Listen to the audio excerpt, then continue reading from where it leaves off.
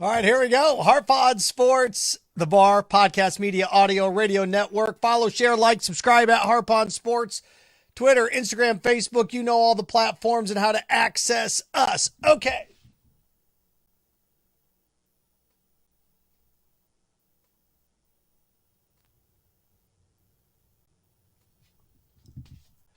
What do we have in store for you? Well, three prongs, as always.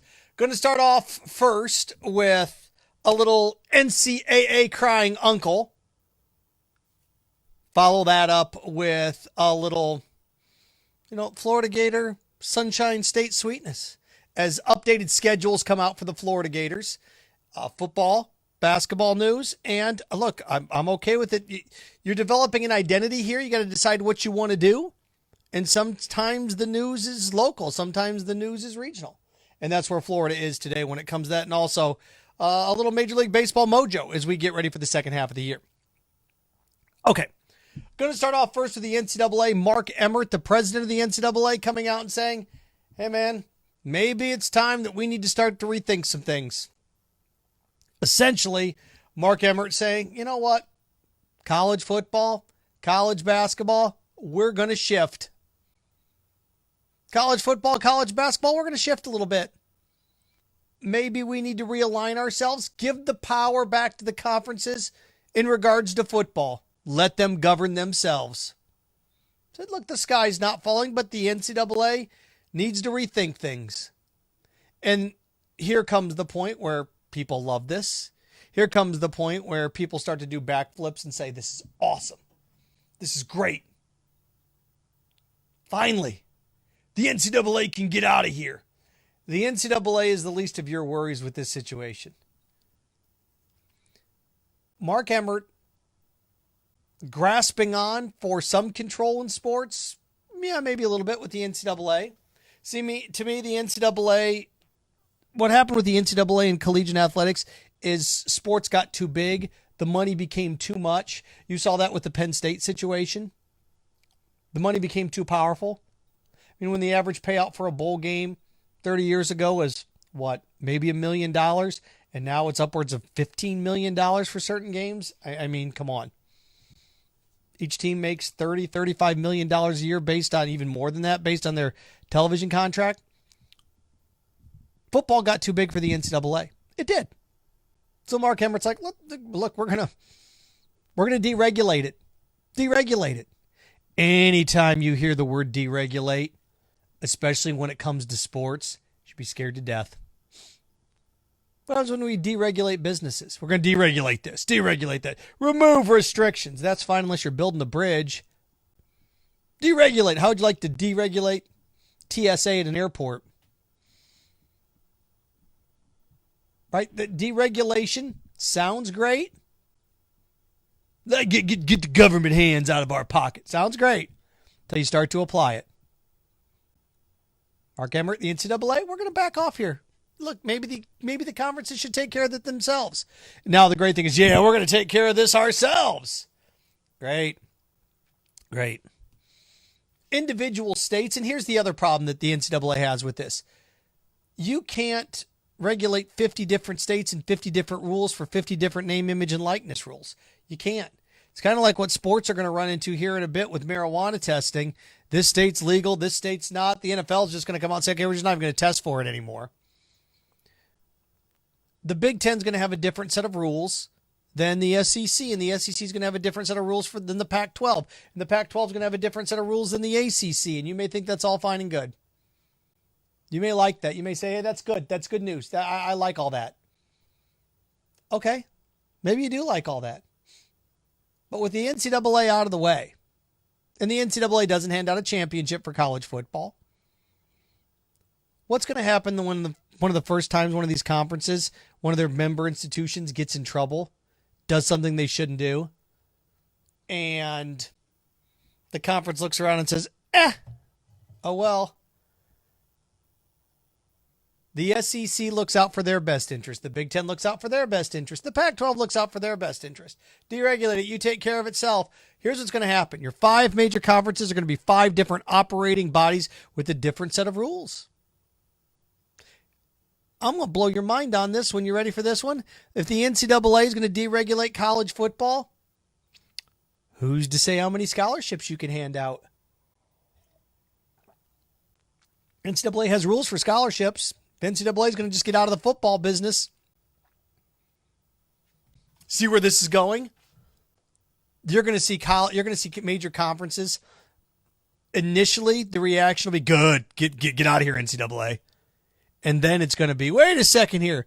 What do you mean? Penn State's going to have 100 scholarships now? That's not right. That without Title IX. Well, Title IX's an NCAA derivative, isn't it? And believe you me, balancing scholarships, if it means that we get to add 20 for football, all right, fine. Then we'll find a way to balance out 20 for other sports. We're going to add 10 more for football. Wait and see. Wait and see what happens when the Big Ten has 10 more scholarships per football program than the SEC. Because that's where this is going to go. Not only is it going to go there, but it's going to go in other facets as well. How are you going to get everybody on the same page when it comes to, okay, we're going to feed this team in here. We're going to feed this team in here.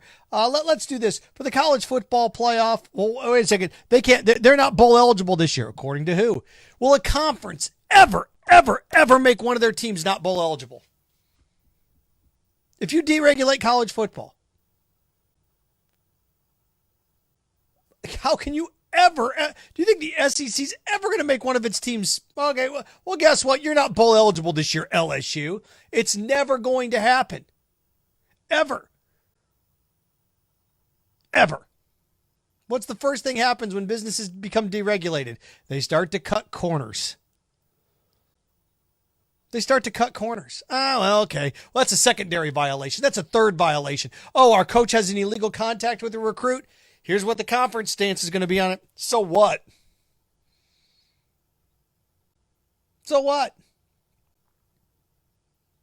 Why on earth, if I were the Big Ten, would I ever really investigate Michigan or Ohio State? Why would I? Why'd I really ever dig into Penn State? If I were the SEC, why would I do that? Oh, we're hearing that there's some allegations going on at these certain schools. Okay, well, what's going on there? Oh, well, we did our investigation, didn't find anything. Oh, we talked to them, the verbal warning. The NCAA wasn't perfect. The NCAA isn't perfect. But deregulation of college football, oh boy. Here, and there's another angle in this too. There's another layer to this. When you have individual conferences, easier to unionize. It's hard to band together 128, 129 Division I football programs. If it's individual conferences, oh boy, I can band together 12 or 14 teams. Am I going to be able to band together 139? No. 129? No. How's an attorney going to get his hands on that? How's somebody going to get their arms around that? I can get my arms around 32 Major League Baseball, or 30 Major League Baseball teams. I can get my arms around 32 NFL teams. Do you think it's going to be hard for me to get my arms around 14 college football teams? So what happens when unionizing comes into effect? Well, now we can negotiate wages. Now we can negotiate shares of revenue, not just name, image, likeness. This is one of those NCAA things. It's like, you go figure it out on your own conferences. We'll get out of this. Mark Emmert, we'll get out of this. And initially it sounds, it's great. This is awesome, man. Get out of here. And then you realize, wait a second here. Maybe not such a good idea.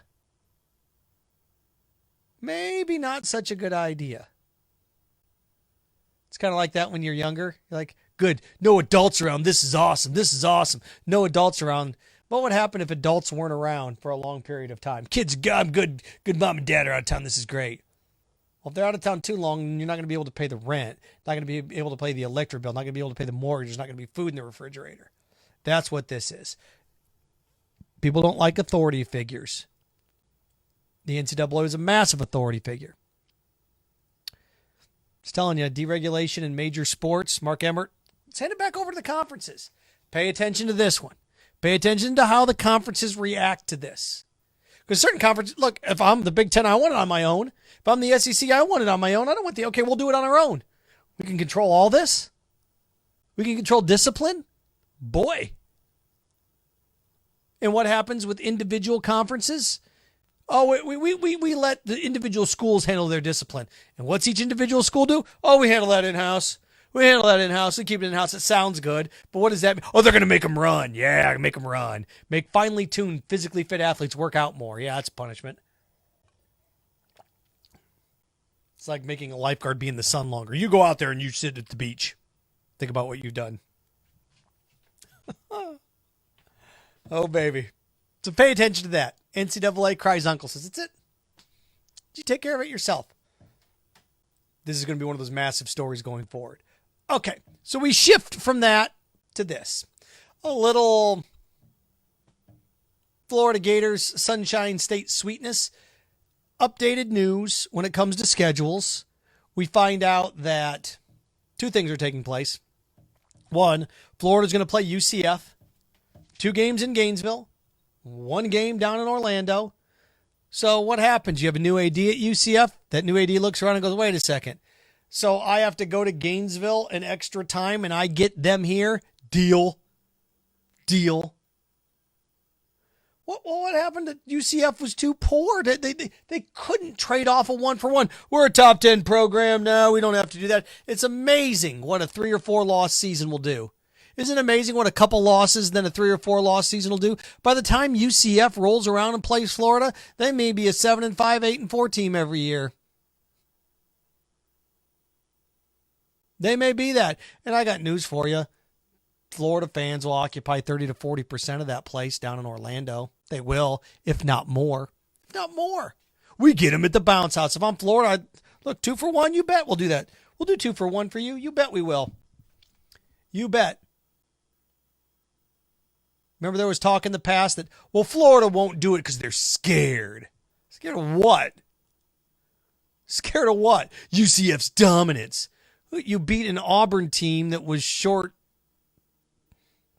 or short-rostered in a bowl game. You won, but, I mean, it was a big win. You lost LSU by 20, 25 in your bowl game the next year.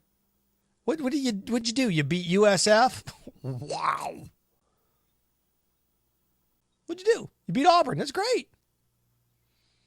But UCF won, undefeated year, deserves all the credit in the world.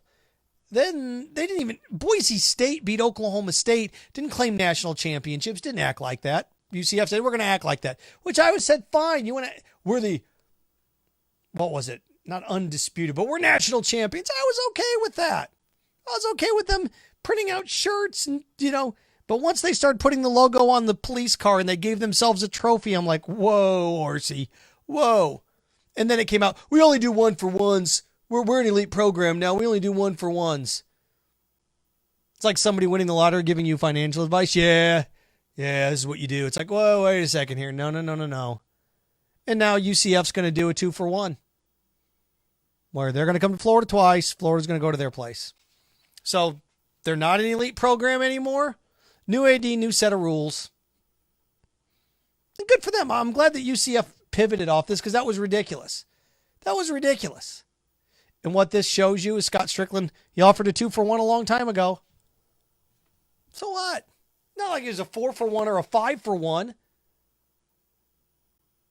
When I went to school in Western Michigan, we had to do a 4-for-1 for Michigan State. Certain schools will never go to your place no matter what you do. UCF, you get Florida now. Good. What is it? 2030 is when Florida will go to Orlando. Who knows what the world's going to look like in 9 years? Who knows? But that's how these schedules set themselves up. But you got your 2-for-1. Who's got more to lose in this? Florida's got more to lose in this. They do. And I give credit to Scott Strickland for going there. He could have come out and said, no, the deal's on, that's over. The time's passed. We're not doing that. No, we're not doing that. Scott Strickland comes out and says, sure, let's do it. I give him credit for that. I do. 2-for-1. We'll do 2-for-1 with you in this state. Look, they're kind of doing a 2-for-1 with USF and playing in Tampa, but that's where USF's home field is. Now, that's going to be a 1 o'clock kick. It's going to be 600 degrees in September when that game takes place this year. it's going to be interesting because that's going to be 90% Gator fans. But in Orlando, 60-40, 50-50. The other thing that came out scheduling-wise is the Florida Gators basketball schedule. Has the likes of Oklahoma on it, Oklahoma State. They're playing in the Fort Myers, whatever this thing is. Which that features Ohio State. Who else is in that thing? Seton Hall is in that thing as well. And then, the non-conference state with Florida State. And then you look in there, what do you have? USF in there, UNF in there. And, I know Gator fans aren't too excited about the schedule. Like the basketball schedule, it's not sexy enough. It's not sexy enough. Well, you get a limited number of games. You get, 12 games? You're going to play in this little tournament, which you're going to get Ohio State, Seton Hall. 2 tournament teams, right? You're going to enter the other echelon of the non-con, Oklahoma, Oklahoma State. Those are usually tournament teams. Now you're to 3-4. Then who else do you have in there? Florida State, 5. So half your non-conference schedule are tournament teams. Oh, what do you want? You want Duke? Is that what you want? You want Duke? You want Michigan? That's what you want? Oh, okay. I look around at the rest of the schedule and look, Ohio State was what? Was Ohio State last year a 2? Was Ohio State a 1 or a 2 seed last year? You're going to play Ohio State this year?